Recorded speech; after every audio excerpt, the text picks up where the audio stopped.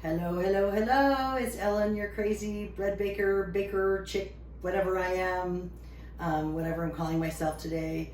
I'm wearing Disney jewelry and ears today. I live near Disneyland. I miss Disneyland. Can't go because of the pandemic, although some people are going. But I just was in a silly mood and I decided to put on my ears for you. Today I'm going to make orange crescent rolls. This is a very, very, very rich, high in dairy yeast dough. Now, these are meant to be a dinner roll, but they're very sweet. And I like them for breakfast as my carb. I serve them for Thanksgiving in a beautiful basket.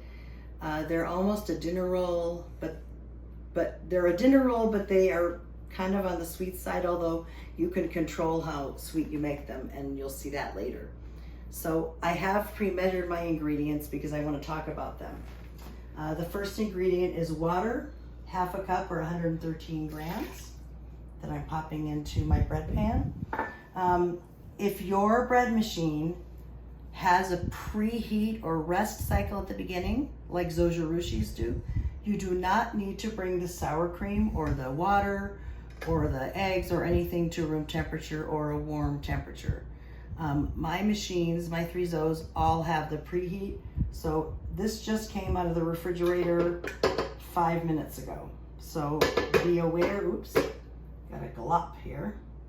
And sour cream is, for this purpose, a liquid. It's a wet ingredient. It's not flour, sugar, or salt, or yeast. Ugh, it's also gross and messy, and not something I eat other than baked into things.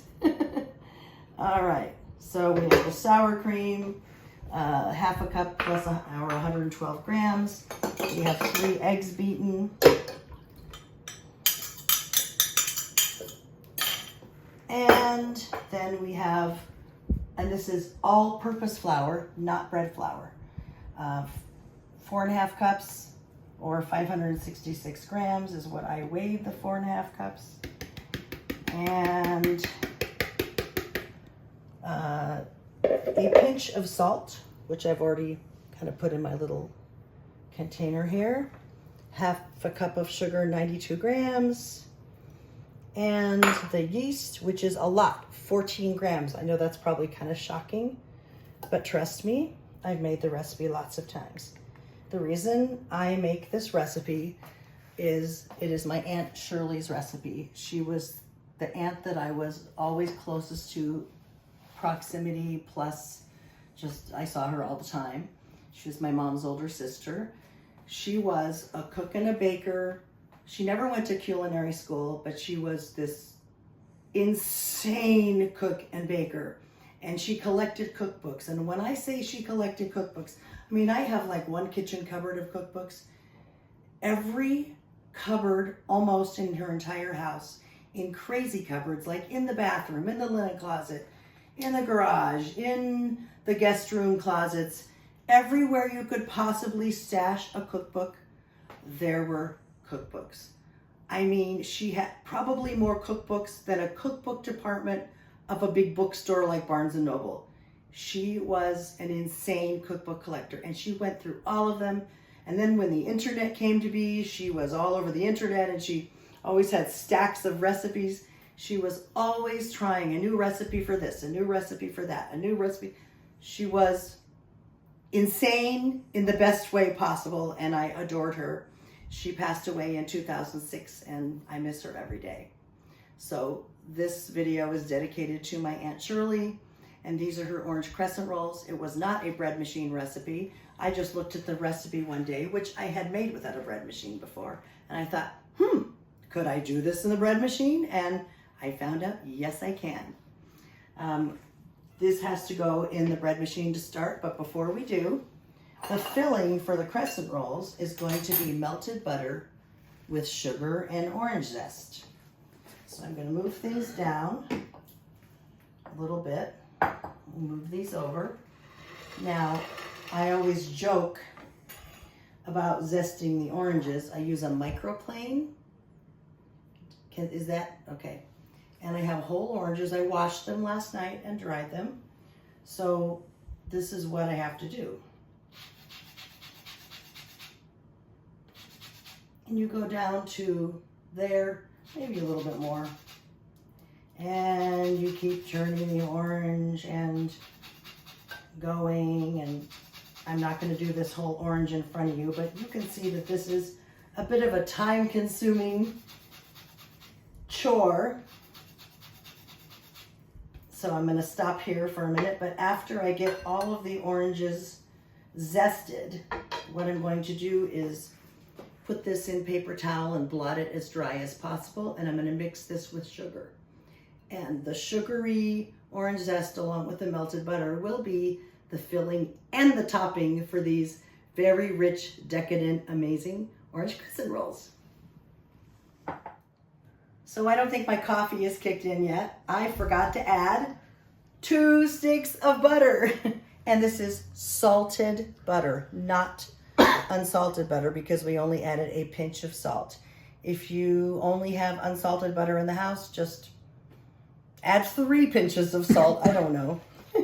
So I want you to notice where I put the butter. I add it all around the sides. Now, you probably have figured out that this is an insanely high-fat, rich dough with eggs and sour cream and this much butter. So, 2 sticks of butter. It's a lot of butter. All right, now I'm going to put that into the magic zojirushi, and in 90 minutes, I'll have dough, and we'll come back and we'll assemble the crescent rolls. Interim report, I have zested 3 oranges. That's what I wrote in the recipe. For some reason, I thought it was more. I bought more, but that's okay. There will be more oranges, maybe even more orange crescent rolls to bake. So now I have what I call 3 naked oranges. I recently bought an electric juicer, so I will be able to juice those oranges instead of like saying, hey, can I bring you some naked oranges to eat before they dry up? Because that's what I've been doing. So that's the amount of these 3 zested oranges.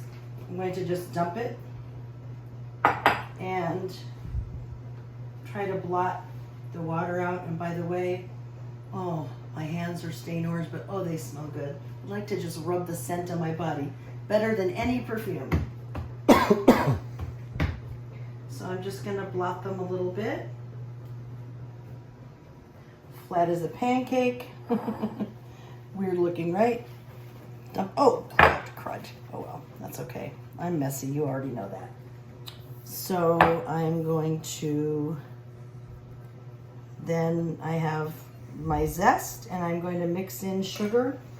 And I think I wrote 2 cups of sugar on the recipe, but to be honest, I just put in a bunch of sugar, mix it up, and oh, that tastes about right. So it's kind of to taste. The amount of orange zest and the amount of sugar that you use is going to be what you have to decide on. I'm one of those, I like a lot because it's sweet and it's good. If you want to make it less sweet, you don't have to use as much of the zest and sugar mixture. So it's kind of a to taste thing, like how much salt or pepper you add on your food. Be back a little bit later with more. So for 3 oranges, it looks like I have put in 2 of these big scoops. Like I said, it's totally to taste. So I've put in the sugar, mixed it up, and I feel like it needs a little more sugar. So I'm gonna add maybe half a scoop more. Again, totally to your taste. I want you all to note that this is not going to form a smooth dough ball. It is just simply way too much fat. The sour cream and the butter, it's not going to form a smooth dough ball. It's just too wet and fatty a dough for that, rich. So it will look like this and it will be okay. I am all about preparation, so I have little flour in a bowl that I can sprinkle on my counter. I've sprinkled some already, obviously. I don't like to put my fingers into my canister, so I always put some in a bowl, even though my fingers are clean.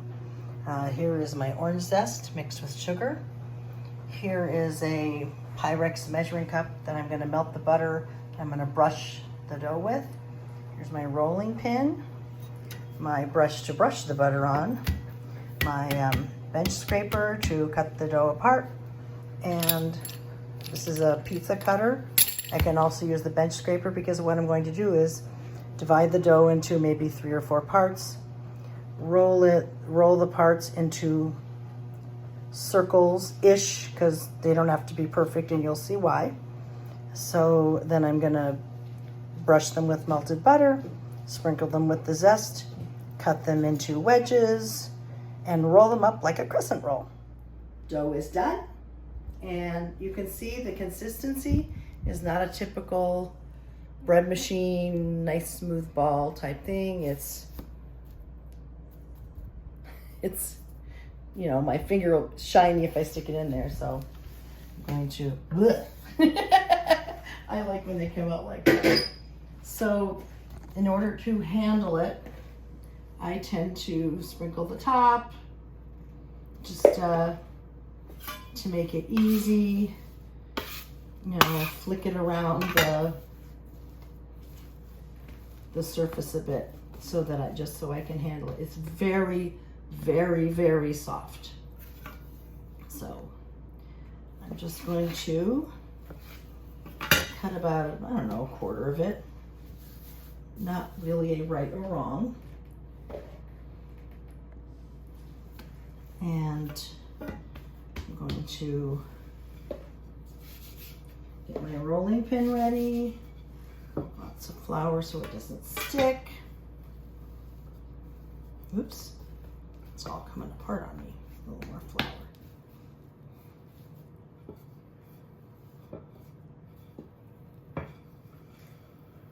Now, you don't really need to roll it in a perfect circle. It really won't gain you anything to do so. I mean, I try to get it something like that, but you're going to see why it really isn't a big deal. These edges. And I'm not rolling it super thin. It got a little thin on one side. That's why I'm kind of mushing that over like that. Okay. The next part is the fun part. So I'm going to, this is just melted butter. Stuck it in the cup, a whole stick. This is one stick. We'll see if it's enough. Brush it with melted butter. Don't be shy. Butter is life. Okay. And then I have my zested orange and sugar mixture that I sprinkle on.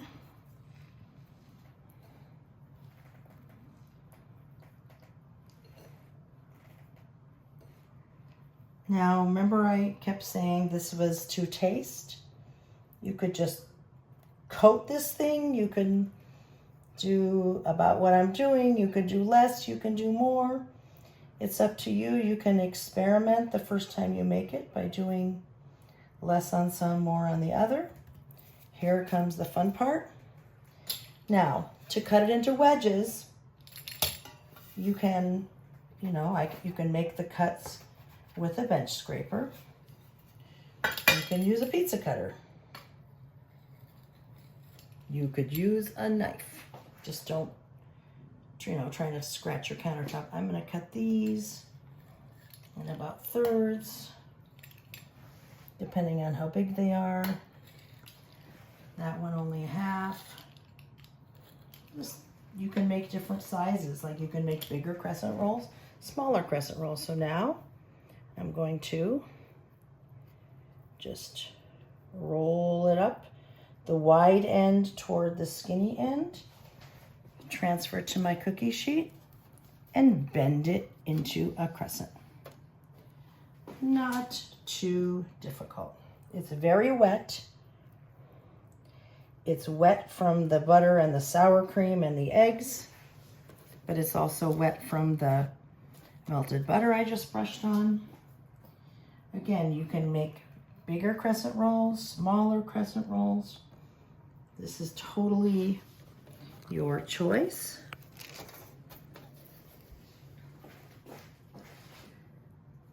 Most of you know that in the cosmetic end of things, that kind of isn't my forte. We've talked about this before. That one's a little bigger, so you're going to see the difference when they rise. So I'm going to finish doing all of the dough, and then I will put them in a slightly warmed oven to rise. You don't have to watch me do all of this, get a little tedious. But you all know from watching my other videos, or if you haven't, I turn on my oven to its lowest setting for 1 minute and turn it back off. I do not preheat the oven to that temperature.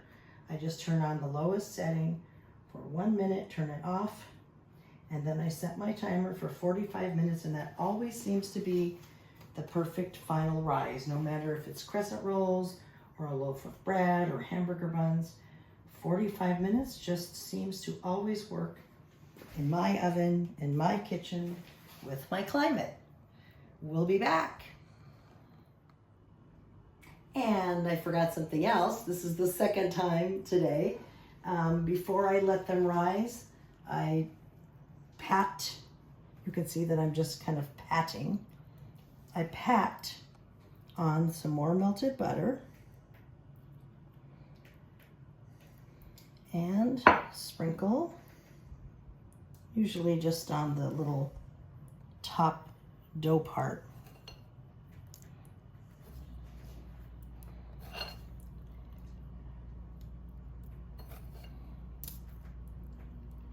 Again, this is to taste. You don't even have to put this on, but the recipe calls for putting melted butter and more of the orange and sugar zest mixture on top. And by the way, the little bits of orange zest that fall down, they're really good when they're baked. Okay, so, and by the way, I ended up with how many cookie sheets? 1, 2, 3, 4 cookie sheets for one recipe. So you'll need 4 cookie sheets, lined with parchment, or if you like a Silpat, you could use that. Now I'm going to put these into rise. So the beautiful crescent rolls are finished rising. You can tell that they've all doubled in size. And I am preheating the oven, getting ready to bake them. Yum, yum, yum, yum, yum. So the crescent rolls are all baked. I just put a few on a plate on a doily to look pretty. And I'm going to show you what the inside looks like. I know I could break it apart, but I like the unwinding. So you can see that that's super tender, rich, buttery. The orange and sugar is in there. Doesn't that look yummy? Wait, let me taste. Oh, Are any of you old enough to remember that Chef Mike Roy from the 60s go, ugh? I don't know why I had to say that. Thanks for tuning in. Like and subscribe. Hope you make these. Let me know.